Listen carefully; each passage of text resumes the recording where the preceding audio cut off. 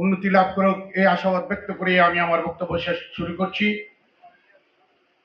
আপনাদের কাছে একটি কথাই বলবো, তারেক রহমান সম্বন্ধে যে সমস্ত বক্তব্যগুলো এখন দেওয়া হচ্ছে আপনাদেরকে স্মরণ করতে হবে এটি একটি ষড়যন্ত্রের অংশ। আজকে সারা বাংলাদেশে ষড়যন্ত্র শুরু হয়েছে। তারেক রহমান হলো নিয়তির সন্তান। তারেক রহমান যখন ছোট ছিলেন তখন জিয়াউর রহমান স্বাধীনতার যুদ্ধে ঝাঁপিয়ে পড়ে রণাঙ্গনে যুদ্ধ করেছেন। তার মা সেই ছোট শিশুদেরকে নিয়ে আত্মগোপন করেছিলেন। তখন তাদের যে অবস্থা ছিল আমরা আপনারা সবাই জানি। পরবর্তীতে যখন রাষ্ট্র সরকার প্রধান হন জিয়াউর রহমান, তখনও তারেক রহমান অত্যন্ত স্বাভাবিক জীবন যাপন করেছেন। তার পরবর্তীতে যখন আজকে আপনারা দেখতে পাচ্ছেন দীর্ঘদিন তারেক রহমান দেশের বাইরে রয়েছে, এই সময়কালে তার মা কারাবরণ করেছে, অসুস্থ হয়েছে, তার ভাই অসুস্থ হয়ে মৃত্যুবরণ করেছে, তার ভাইয়ের জানাজা আসতে পারে নাই, তার অসুস্থ মাকে সে দেখাশোনা করতে পারে নাই। তারেক রহমান হলো নিয়তির সন্তান। তিনি দেখেছেন বিদেশের মাটিতে বসে যখন এই বিএনপিকে সুসংগঠিত করে রেখেছেন, বিএনপির উপর যখন জুলুম অত্যাচার গুম খুন মামলা হামলা দিয়ে বিএনপিকে যখন নিঃশেষ করার জন্য ষড়যন্ত্র করেছে, বিএনপিকে যখন ভাঙার জন্য ষড়যন্ত্র করেছে, তখন তারেক রহমান বিদেশে থেকে এই বিএনপিকে সংগঠিত করেছেন।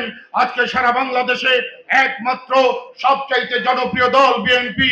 সেই কারণে বিএনপি তথা তারেক রহমানের উপর আজকে এই ষড়যন্ত্রের অংশ হলো তার সম্বন্ধে বিভ্রান্তিমূলক বক্তব্য দেওয়া। প্রিয় এলাকাবাসী, আপনাদের উদ্দেশ্যে বলতে চাই, এই তারেক রহমান কে নিয়ে যে বিভ্রান্তি হচ্ছে, যে ষড়যন্ত্র হচ্ছে, তার একটি নমুনা হলো আজকে সারা বাংলাদেশে বিএনপির যে জনপ্রিয়তা।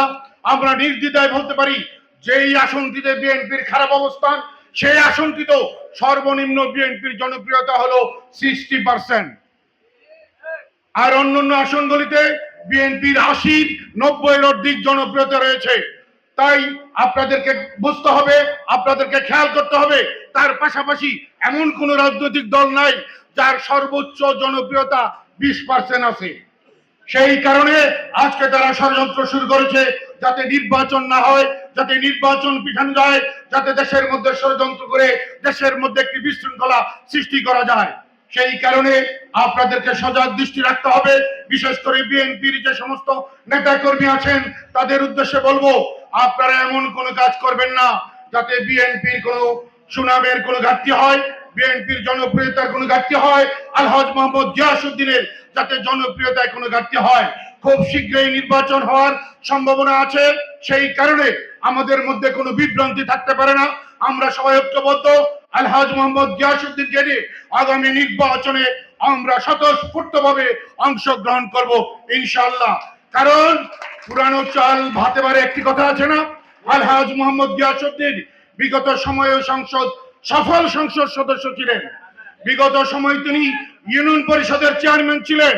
বিগত সময় তিনি উপজেলা পরিষদের সফল চেয়ারম্যান ছিলেন। সারা বাংলাদেশে উপজেলা পরিষদের চেয়ারম্যানদের চেয়ারম্যান ছিলেন। উনি থানা ডেভেলপমেন্ট কমিটির চেয়ারম্যান ছিলেন।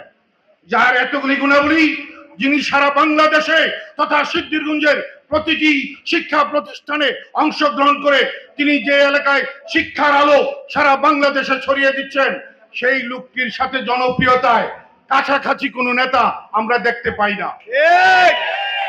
অতএব কোন বিভ্রান্তির সুযোগ নাই। আলহাজ মোহাম্মদ গিয়াসউদ্দিন আগামীতে নমিনেশন পাবে ইনশাআল্লাহ। তার জন্য আমরা নির্বাচন করব। বিভিন্ন জনে বিভিন্ন রকম কথা বলতে পারে, সেই কথায় আপনারা কেউ বিভ্রান্ত হবেন না। আপনারা সবাই ঐক্যবদ্ধ থাকবেন ইনশাআল্লাহ। ঐক্যবদ্ধভাবে আগামী নির্বাচনে বিএনপিকে জয়লাভ করে এই বিএনপি বাংলাদেশের রাষ্ট্র ক্ষমতায় আসবে ইনশাআল্লাহ। আলহাজ মোহাম্মদ গিয়াসউদ্দিন মন্ত্রিত্ব নিয়ে এই সারা বাংলাদেশের খেদমত করবে। সবাইকে ধন্যবাদ জানিয়ে আমি আমার বক্তব্য শেষ করছি। আল্লাহ হাফেজ। বাংলাদেশ জিন্দাবাদ।